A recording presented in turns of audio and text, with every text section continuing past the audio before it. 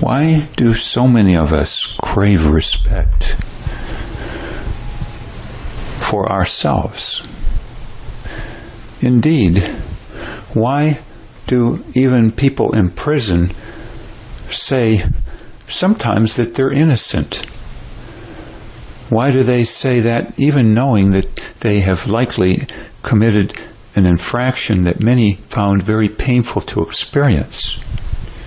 Or so it is claimed, that at least they did commit some infraction at any rate, yet claiming innocence. For instance, I know of someone who was an executive in the auto industry, and he told me a few years ago that what he found most distressing later in his career was a lack of respect accorded to him more and more as time went on. And that coming from someone who had retired and has a sizable pension and more, arguably set for life. We're urged, for instance, to know our assets and to cut ourselves some slack about our flaws and not to consider ourselves toxic or bad because we have a few flaws when we have many good points. And yet, why then is this so hard to do? And to have a warm and fuzzy feeling about ourselves, call it self-acceptance, if you will. Noting that there are some actors and actresses, for instance, or maybe an occasional politician, or whomever, who feels quite self-accepting. I would say perhaps highly self-respecting.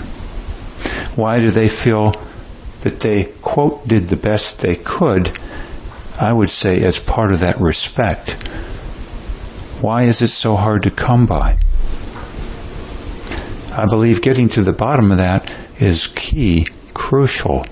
If we respect ourselves, it gets communicated all the more to others. And if we respect others, vice versa to us also.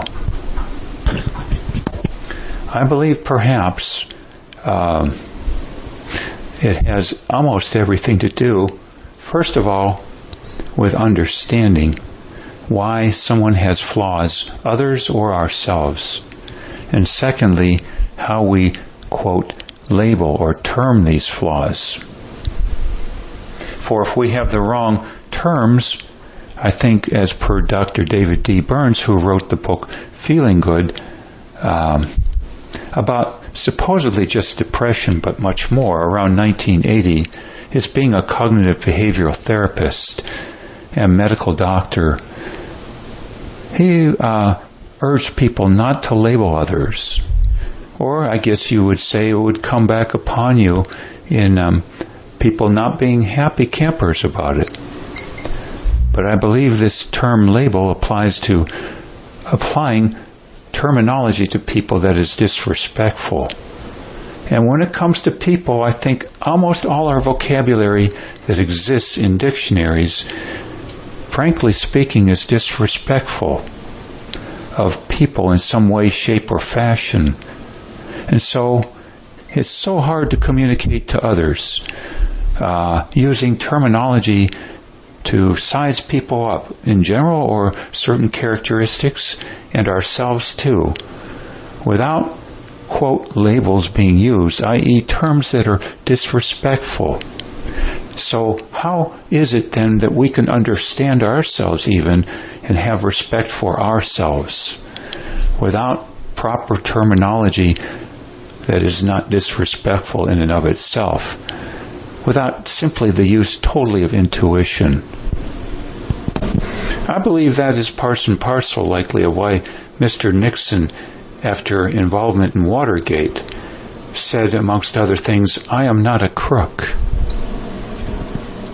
And I believe, too, that is why you see certain signs that say so-and-so lives matter on issues or regarding things that you might find curious.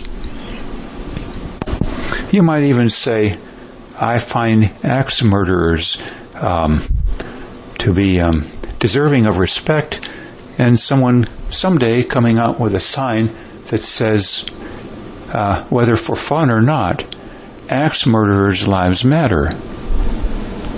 Namely, everybody wants to be understood as per their flaws. Some would say that everybody does the best they can, but that's, in my mind, hard to understand and fathom on more than an intuitive level if our vocabulary itself, to describe our particular impact, call it actions, and very overall essence, is not describable using words, because almost all of them, in my opinion, being disrespectful to a degree about people. And I believe, too, that's why many Buddhists say it's best not to think, or to do so only, they say, at least one man saying it, if you're enlightened. For to think often can involve, in my opinion, regarding people, the use of terminology called labels, disrespectful concepts, words, whatever, and causing negative emotions. It may help to categorize certain people, but generates negative emotions and disrespect, either toward others, ourselves, or both. And to the extent it is so rare, I believe, to have crafted your own vocabulary set. This being shown, by the way, in WikiHow articles how to create your own dictionary. I believe then it very problematic to even understand oneself on more than simply a strictly intuitive basis, no language used.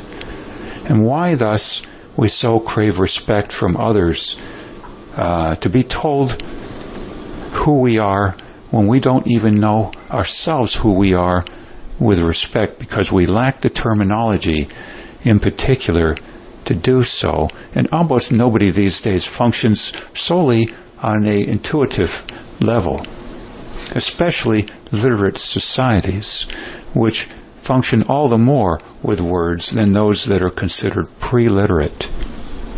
Some thoughts here.